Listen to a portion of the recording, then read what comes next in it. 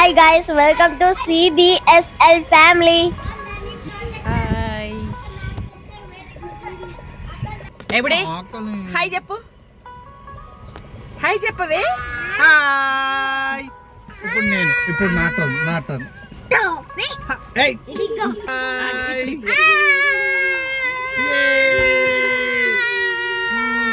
Hi చూశారుగా మా అల్లరి మామూలుగా అల్లరి చేయరు మా వాళ్ళు అయితే. Welcome to my channel. ఇప్పుడు వచ్చేసి మేమైతే గిద్దలూరు వచ్చాము. గిద్దలూరు నుంచి మేము త్రిపురాంతకం వెళ్తున్నాము.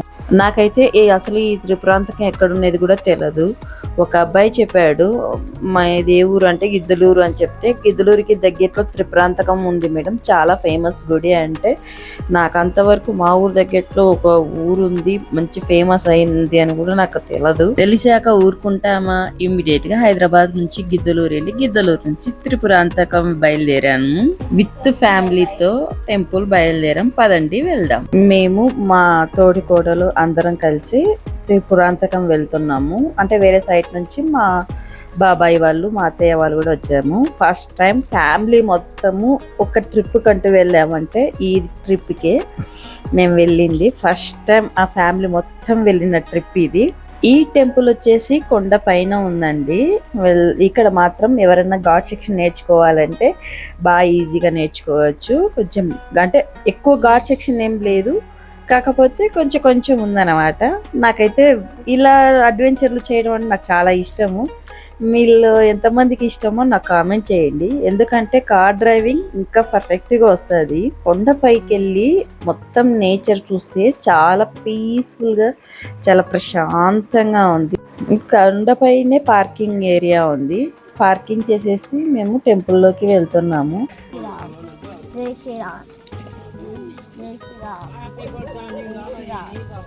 మా బాబు కాళ్ళు కడుకునే దగ్గర పెద్ద కోతి ఉందండి. అందుకని ఆ కోతిని చూసి జై శ్రీరామ్ జై శ్రీరామ్ అనుకుంటూ వస్తున్నాడు.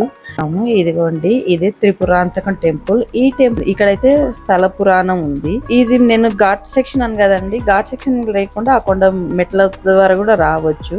ఇవి వచ్చేసి కింది నుంచి మెట్లండి. ఇక్కడ టెంకాయ తీసేసుకొని అర్చనకు టికెట్ తీసుకున్నాము. నేనైతే ఫస్ట్ గుమ్మం కాడైతే కంపల్సరీ దండం పెట్టుకొని ఎంట్రీ అవుతాను. ఫస్ట్ గుడిలోకి వెళ్ళంగానే ధ్వజస్తంభాన్ని చూస్తే చాలా మంచిదంట అండి. ఎందుకు ఏంటి అని మాత్రం నన్ను అడగకండి, నాకు కూడా తెలియదు. నేను ఎప్పుడో డిగ్రీలో వీడియోలో విన్నాను, అప్పటి నుండి అలా నేను పాటిస్తున్నాను. అది మీ ఇష్టం. ఈ టెంపుల్ వచ్చేసి శ్రీశైలానికి తూర్పు ద్వారం గుండా ఉంటుందంట అండి.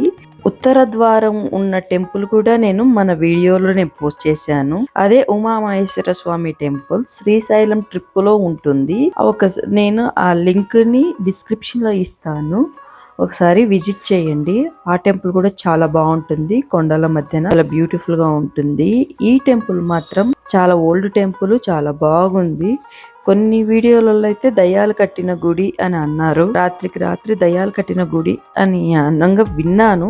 అది ఎంతవరకు నిజము ఏంటి నాకైతే తెలియదు. నాకైతే చరిత్రలు అయితే అస్సలు అడగొద్దు, నాకు అస్సలు తెలియదు కూడా. నేను ఏదన్నా కట్టకం ఆ టెంపుల్ యొక్క కన్స్ట్రక్షన్ చూస్తాను, నాకు చాలా ఇష్టము కన్స్ట్రక్షన్ చూడడము. ఆ కాలంలో నిజంగా వాళ్ళు ఏ మిషన్లు లేకుండా కట్టే గొప్పతనాన్ని నేను బాగా చూస్తాను, నాకు అదే ఇష్టము. నేను టెంపుల్ వెళ్ళేది మెయిన్ గా కన్స్ట్రక్షన్ చూడనికేనే వెళ్తాను. మీరు బాగా గమనిస్తే నా వీడియోలు ఎక్కువ శాతము ఇలా పురాతన కట్టిన గుళ్ళే నేను ఎక్కువ చూపించింటాను, కావాలంటే చూడండి. నేను డిగ్రీలో ఉన్నప్పుడు ఒక వీడియో విన్నానండి, అంటే మన ఇండియన్ టెంపుల్స్ గురించి సైన్స్ పరంగా చెప్పారు. నాకైతే ఆ వీడియో చాలా నచ్చింది. నాకు ఆ వీడియో విన్నా నుంచి ఆ వీడియో మళ్ళీ ఎక్కడన్నా దొరుకుతుందా అనేసి నేను చూస్తున్నాను. ఆ టెంపుల్ యొక్క అంటే ప్రతి ఒక్క దాని గురించి వాళ్ళు నీట్ గా ఎక్స్ప్లెయిన్ చేశారు, సైన్స్ పరంగా ఎక్స్ప్లెయిన్ చేశారు. మీకు ఒకవేళ ఆ వీడియో గానీ కనిపిస్తే నాకు కామెంట్ లో ఆ లింక్ పెట్టండి ప్లీజ్. నేను టెంపుల్ మొత్తం తిరిగేసి మీకు వీడియో తీశాను. టెంపుల్ అయితే బాగుందండి.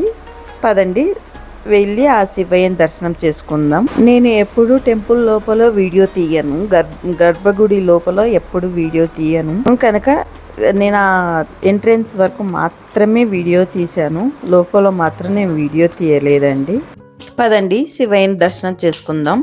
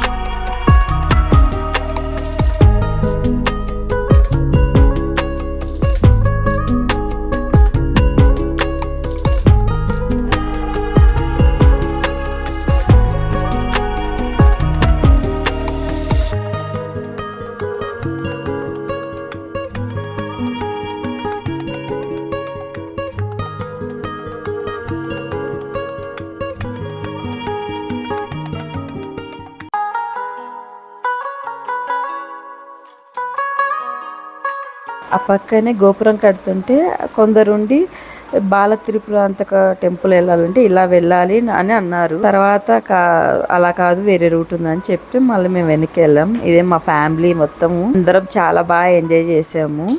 అక్కడ బయటికి వస్తుంటే శివుడు మొట్టమొదట పెట్టిన అడుగులు అని చెప్పారు.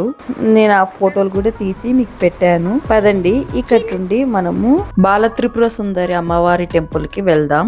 ఈ శివయ్య గుడి వచ్చేసి కొండపైన ఉంటుంది. అమ్మవారి గుడి వచ్చేసి కొండ దిగి 2 కిలోమీటర్స్ వెళ్తే ఉంది. మా పిన్ని వాళ్ళు వచ్చేసి మెట్లు దిగి గుడి కా నుంచి మెట్లు దిగి వచ్చారు. మేము ఘాట్ సెక్షన్ వచ్చేసి మెట్ల కాడ వాళ్ళని ఎక్కించేసుకొని ఈ టెంపుల్ కి వచ్చేసాము. పదండి మీకు అమ్మవారి టెంపుల్ చూపిస్తాను. ఈ టెంపుల్కి వెళ్ళే ముందు టైమింగ్స్ మెయిన్గా గుర్తుపెట్టుకోండి. మార్నింగ్ 8 to 1:30 వరకే ఉంటుంది టెంపుల్. ఆఫ్టర్ క్లోజ్ ఉంటుంది. తర్వాత 3 o'clockకి ఈవినింగ్ 3 o'clockకి ఓపెన్ చేస్తారు.